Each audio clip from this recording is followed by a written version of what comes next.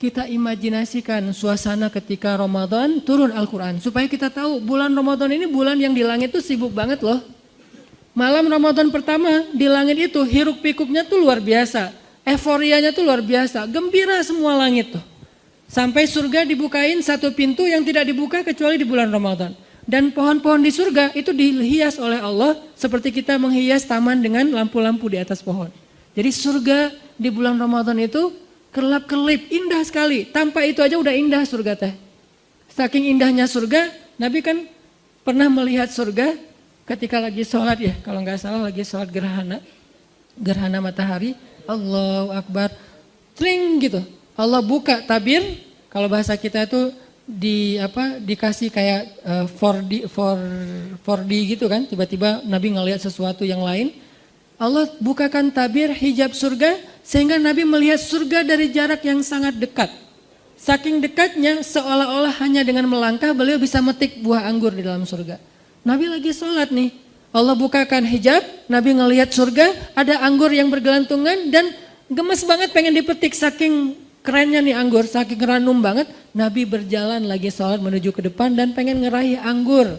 Lalu Allah tutup hijab itu. Dibukalah hijab neraka, Nabi langsung mundur ke belakang sampai mentok ke sahabat di shaf pertama karena melihat isi neraka. Ini artinya surga nggak dihias saja tuh udah keren. Nggak dihias saja Allah sampai mengatakan bahasa-bahasa tentang surga itu di dalamnya lu'lu, marjan, segala macam. Di dalamnya ada banyak perhiasan-perhiasan. Belum lagi nanti bahasanya mudhammatan. Ada jenis surga yang hijau tua.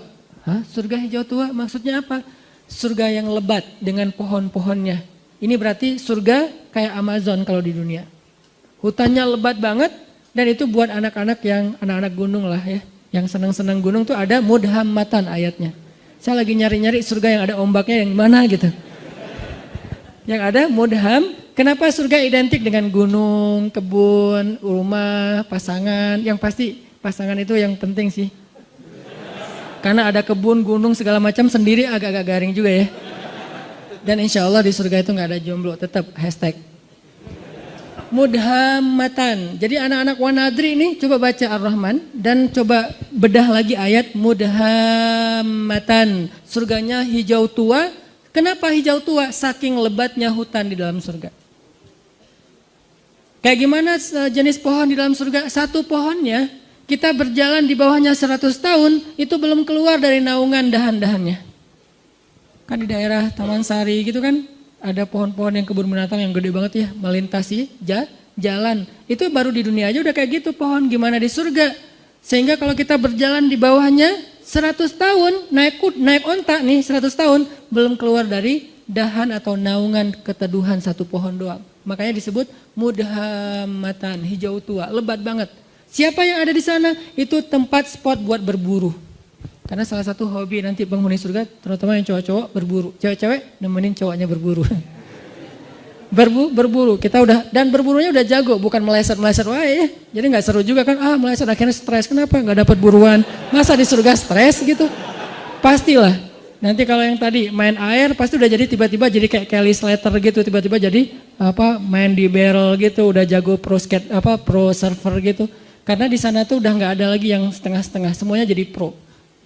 La khaufun alaihim wala. Nah, gambaran emosional, perasaan manusia di dalam surga, la khaufun alaihim wala hum yahzanun. Nggak ada lagi rasa takut, khawatir, dan nggak ada lagi rasa kecewa atau sedih. Terus gambaran rumah dalam surga, rumah yang tidak ada teriakan di dalamnya dan tidak ada ucapan-ucapan tercelah. Itu rumah surga. Sakinah mawadahnya surga itu nggak ada teriakan, nggak ada ucapan tercela. Setiap hari yang kita dengar dari pasangan kita kalimat yang indah. Pasangan kita nggak mungkin ngecewain kita di surga. Kalau di dunia kadang manyun, wajar lah ya.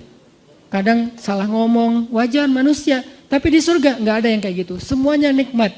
Dan malam Ramadan, surga yang indah itu Allah hias. Jadi kita bayangkan, kita imajinasikan. Kenapa Nabi ngomong sedetail ini? Supaya kita berimajinasi tentang keadaan Ramadan. Sampai yang saya pernah cerita, Nabi pernah Allah perlihatkan surga dalam mimpi kan? Dan mimpinya Nabi itu bagian dari mi'rajnya beliau, naik ke langit. ngelihat sebuah istana yang indah. Istananya tembus pandang, jadi kayak kaca gitu. Kemudian di dalam istana, di sebelah istana itu ada seorang cewek lagi main ayunan. Terus Nabi nanya kepada Jibril, Jibril itu cewek itu siapa? Itu rumah siapa? Rumah Umar. Langsung Nabi memalingkan wajahnya karena ternyata itu istrinya Umar. Ini menunjukkan bahwa surga itu real teman-teman. Dan sekarang udah ada. Surga itu bukan diciptakan nanti setelah kiamat. Enggak. Surga itu salah satu di antara ciptaan-ciptaan Allah yang awal. Jadi awalun juga tuh surga, neraka, al-qalam yang kayak gitu-gitu tuh awalun loh. Yang awal-awal diciptakan. Jadi surga sekarang udah ada. Cuman beda dimensi sama kita. Kalau Allah berkehendak kita hanya perlu waktu beberapa detik untuk sampai ke sana. Kayak Nabi berisra dan mi'raj. Beda dimensi dengan kita. Jadi suasananya udah ada, nyanyian surganya udah ada. Yang isi dari lirik nyanyiannya apa? Salaman salam, salaman salam. Semua nyanyiannya kalimatnya adalah keselamatan, keselamatan, baik, baik. Nggak ada kalimat-kalimat yang jelek di dalamnya. Ini artinya Ramadan adalah bulan yang sangat istimewa di sisi Allah. Sehingga kita hayati itu teman-teman. Itu yang kedua. Yang ketiga yang ada 4 yang kita cari dalam traveling. Yang ketiga adalah bangun mood. Karena kalau kita traveling gak ngejaga mood, itu biasanya juga tadi garing kan. Walaupun tempatnya keren, fasilitasnya bagus, itinerary-nya udah lengkap banget. Tapi karena kita gak mood, kenapa gak mood? Bisa jadi tadi sakit hati, baper, bete, ada haters di followers kita. Ada yang komen negatif ke kita di akun. Sesuatu yang simple banget tapi bisa bikin mood kita hilang. Kan gak nyaman lagi ya perjalanan. Kebayang gak sih kalau orang lagi umroh, lagi traveling suami istri, yang tadinya niatnya pengen honeymoon, tiba-tiba kayak ada sedikit keributan gitu. Di dalam hotel bertengkar, akhirnya yang satu tidur di lantai, di sofa, satu lagi tidur di kasur. Atau pas keluar makan sarapan, keluar sendiri-sendiri, terus pas jalannya masing-masing sendiri-sendiri, nggak saling menyapa. Buat apa traveling kalau kayak gitu kan nggak nyaman banget nih. Kenapa bisa jadi gini? Karena moodnya hilang. Nggak sedikit loh orang yang berangkat umroh, sampai di sana malah diam-diaman. Yang tadinya udah happy-happyan, kita umroh pertama nih berdua, sampai di sana ada masalah sepele, akhirnya diam-diaman. Mungkin masalah sepelenya apa? Katanya tadi nungguin saya di pintu, saya tungguin lama ternyata udah makan duluan di hotel, akhirnya ngambek misalnya. Katanya mau apa, mau umroh apa, mau tawaf bareng, tapi kok kamu pergi duluan sama teman-teman, akhirnya ngambek. Bisa ada apa aja yang bisa bikin mood kita drop, gitu juga Ramadan. Mood Ramadan sangat ditentuin dengan keadaan dalam hati kita. Gimana supaya hati kita selalu mood imannya baik buat ibadah-ibadah Ramadan? Banyak istighfar teman-teman. Karena yang bikin mood iman kita drop, dosa. Saya selalu ngulang-ulang kalimat dari ulama, min awwalil khair an tatrukas syarr. Awal dari semua kebaikan itu tinggalin dosa. Salah satu cara ninggalin dosa, istighfar. Sehingga kalau kita membiasakan istighfar, insya Allah mood kita tuh naik lagi tuh. Istighfar tuh kayak charging. Jadi makin sering kita istighfar, makin naik persentase mood kita. Sehingga ketika puncaknya mood kita lagi ngejos banget, itu semua ibadah tuh ringan loh. Sholat 1 juz ringan, malah dianggap kok 1 juz sih, bukan 10 juz. Pas 10 juz kok 10 juz sih gak khatam sekalian, wah ngeri nih. Sholat tahajud, udah dia taraweh plus tahajud lagi, walaupun ada mazahib lah ya. Dia tahajud lagi di rumah. Kalau tadi kenapa tahajud lagi? Soalnya tadi kan tarawehnya crowd, saya pengen tahajud berdua. Boleh gak gandengan? Allah, gak boleh. Rasul juga yang paling romantis gak gitu-gitu amat gitu kan ya. Oh ya udah deketan aja deh, jangan jauh-jauh tuh, deketan lagi. Kenapa sih harus deketan? Soalnya kalau kamu jauh hafalan saya suka lupa. Udah deketan tetap lupa. Jadi semangat banget gitu. Pengen tahajud semangat, pengen ngasih makan orang berbuka semangat, tilawah semangat. Apa aja lah pokoknya kebaikan-kebaikan karena moodnya lagi dapat istighfar.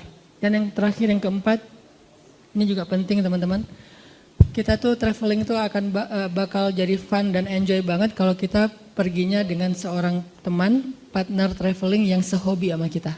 Itu bakalan enjoy banget. Misalnya yang seneng di air. Kebayang gak sih kita traveling ke laut sama teman kita yang takut hitam?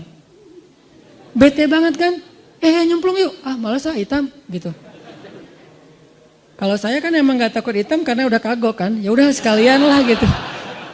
Saya gitu nggak gitu juga tetap aja dibilang hitam, ya udah kagok lah sekalian hitam gitu. Walaupun tetap rempong pakai segala macam, biar nggak bertambah daripada nanti nggak dibukain pintu sama istri, soalnya nggak kenal siapa sih ini. Kebayang kita lagi senang-senangnya main air, pergi ke wisatanya ke laut, tapi teman kita takut hitam atau teman kita nggak senang air, dia duduk aja di warung, minum es kelapa muda, makan ikan, segala macam. Kita sendiri yang garing. Karena saya pernah traveling di sebuah tempat, saya udah nyemplung, snorkeling gitu, free dive nggak jelas gitu. Kenapa nggak jelas free dive tapi cuma setengah meter gitu, free dive gitu. Karena khawatir kalau yang jurang-jurang di dalam laut. Pokoknya lagi free dive gitu, teman-teman pada selfie-an gitu. Seru loh ini banyak ikan hias, banyak terumbu karang. Oh iya Ustaz bagus, tampil selfie. Cuman 15 menit saya langsung naik lagi ke boat. Kenapa? Gak seru, garing banget. Masa saya mau jadi sendiri doang di situ di laut, yang lain pada di atas kapal. Ini karena gak dapat partner yang sehobi. Sama kayak kita yang senang gunung, ngajak orang yang malas banget ke gunung. Kedinginan, banyak nyamuk, belum lagi nanti jurik segala macam, khawatir. Masa mau, saya mau ke belakang. Terus bangunin kita, kenapa? Takut gitu kan ya. Kan gak seru banget kan. Belum lagi dia lebay gitu orangnya ke gunung kayak nonton film horor. Dikit-dikit peluk gitu. Ya kalau itu pasangan. Kalau teman kos-kosan gitu kan geli ya. Ini gak sehobi nih sama kita nih ke gunungnya. Jadi gak akan nyaman perjalanan kita trip ke gunung. Atau yang ke mall. Saya sering merhatiin nih kalau lagi nganterin istri ke mall. Apalagi mallnya yang agak-agak rame gitu kayak pasar baru ya. Saya kalau datang ke tempat-tempat yang crowd gitu, saya perhatiin apa? Wajah bapak-bapak. Itu semuanya kerung gitu. Ibu-ibunya, beda banget nih ekspresi antara ibu-ibu sama bapak-bapak kalau di mall teh. Apalagi mallnya yang pasar-pasar gitu kan bapak-bapaknya. Sambil bawa bawa-bawaan gitu istrinya. Istrinya kan gak bawa jadi gak berasa belanja banyak kan. Kayak free gitu. Belum ada apa-apa yang dibeli. Si bapaknya ini apa? Makanya kan ada sunnah Nabi dalam sunnah berbelanja. Salah satunya apa? Suatu hari Nabi lagi belanja bareng dengan Abu Hurairah, ditemenin gitu. Pas Nabi udah beli sesuatu, Abu Hurairah pengen ngambil. Ya Rasul biasa bawa. Kata Nabi, seorang yang belanja membawa belanjaannya sendiri. Itu sunnah belanja. Kenapa kita bawa belanjaan sendiri? Biar tahu kalau kita udah belanja banyak. Kalau yang bawanya supir, suami atau siapa gitu, kita nggak tahu. Makanya belanja bawaan sendiri. Udah banyak akhirnya males gitu kan. Atau naruh dulu di bagasi mobil balik lagi. Tetap aja. Itu wajah bapak-bapak tuh rata-rata tuh bete banget loh. Kalau di tempat-tempat crowd gitu ya. Semuanya pada bete. Kalau seandainya mereka bisa memilih. Cuman gak dikasih pilihan sama istrinya. Seandainya bisa memilih pasti mereka mau mojok di mana gitu ngopi. Kalau udah dikasih kopi langsung cenghar lagi kan ya. Kopi nih. Makanya kalau partner traveling kita nggak sehobi itu nggak bakalan enjoy, pasti nggak nyaman banget. Sebentar udah langsung pengen cus, kenapa? Udah kelihatan ada wajah-wajah bete nih. Mudah-mudahan kita cari partner Ramadan kita. Siapa yang rajin tilawah? Almar'u ala dini khalilih. Seseorang itu tergantung siapa? Teman dekatnya. Jadi kalau partner traveling Ramadan kita senang tilawah, kita ke bawah. Senang tahajud kita ke bawah. Senang sedekah kita ke bawah. Senang kebaikan-kebaikan kita ke bawah. Cari partner traveling yang bisa bikin Ramadan kita lebih semangat, lebih lebih nyaman gitu. Dan mudah-mudahan di akhir Ramadan nanti ada satu kesempatan 10 malam terakhir. Itu kalau saya analogiin dengan traveling teman-teman. Biasanya pas kita traveling kalau dengan pasangan tuh selalu hari terakhir itu kita nggak barengan. Hari pertama barengan, kedua barengan, terus aja barengan, pegangan tangan kemana-mana nggak bisa lepas gitu. Giliran hari terakhir pasti nggak barengan. Kenapa? Karena masing-masing ngejar target. Nyari oleh-oleh yang belum dapat. Si ibunya nyari oleh-oleh buat teman-temannya, si yang cowoknya juga nyari oleh-oleh buat teman-temannya. Jadi semuanya mencar. Hari terakhir biasanya mencar tuh. Masing-masing rempong sendiri-sendiri. Udah kita nanti ketemuan di sini ya, meeting pointnya, udah jalan sendiri-sendiri. Itu analogi sederhana berlaku juga di Ramadan. Hari terakhir yang tadinya kita barengan, berbuka puasa bareng, malam tahajud bareng. Begitu masuk asyarah min awakhir Ramadan, 10 terakhir bulan Ramadan, kayaknya kita harus berlakukan SOP traveling. Gak apa-apa deh, kali ini kita agak sendiri-sendiri. itikaf sendiri-sendiri. Maksudnya satu masjid tapi kan beda. Masa mau itikaf di sini mesra-mesraan kan agak aneh ya. Boleh sih mesra-mesraan, gimana? Nyisir rambut. Misalnya, mah bawa sisir enggak? Kenapa? Sunnah mah. Kan Aisyah nyisir rambut Nabi ketika lagi, papa kan enggak punya rambut. Oh ya. Soalnya banyak mikir gitu. Jadi udah mulai sendiri-sendiri, udah enggak buka puasa bareng lagi karena sibuk dengan itikaf, masing-masing ngejar malam Lailatul Qadar. Dan itu penting banget, insya Allah nanti di malam-malam berikutnya akan dibahas.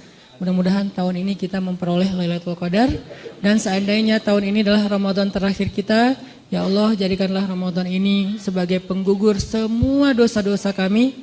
Jadikanlah Ramadan ini sebagai jalan buat kami ke surgamu ya Allah, dan jadikanlah Ramadan ini adalah Ramadan terbaik dalam hidup kami. Semoga Allah memberkahi bulan Ramadan kita. Kullu am wa antum bi khair, Ramadan karim, billahi taufiq wal hidayah. Wassalamualaikum warahmatullahi wabarakatuh.